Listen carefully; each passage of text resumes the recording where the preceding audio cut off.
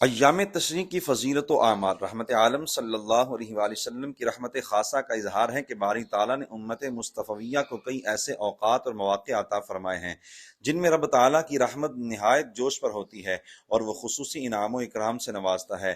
ذوالحجہ کے ابتدائی سبھی دنوں اور راتوں کو رحمت و برکت اور عظمت و فضیلت عطا ہوئی ہے، بالخصوص یوم عرفہ یعنی 9 ذوالحجہ، یوم نحر یعنی قربانی کے دن، اور ایام تشریق یعنی 11، 12 اور 13 ذوالحجہ کی شان بہت بلند ہے۔ قرآن و سنت کی متعدد نصوص سے ایام تشریق کی عظمت و فضیلت معلوم ہوتی ہے۔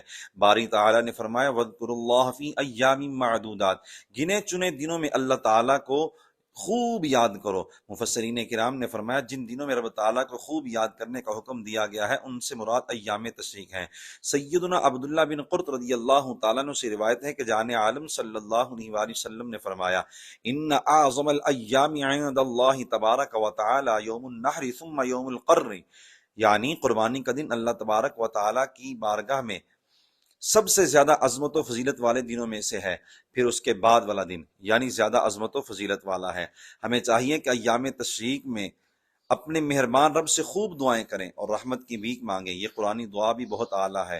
ربنا آتنا فی الدنیا حسنۃ وفی الآخرۃ حسنۃ وقنا عذاب النار، اے ہمارے رب ہمیں دنیا میں بھلائی عطا فرما اور ہمیں آخرت میں بھی بھلائی عطا فرما اور ہمیں دوزخ کے عذاب سے بچا۔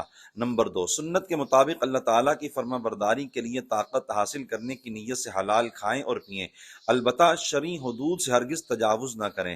نمبر 3، اپنی زبان کو ذکر الہی سے تر رکھیں، کثرت سے تکبیرات تشریق پڑھیں، تلاوت قرآن مجید کریں اور درود پاک وغیرہ کی سعادت پائیں کہ یہ کھانے پینے اور ذکر الہی کے دن ہیں۔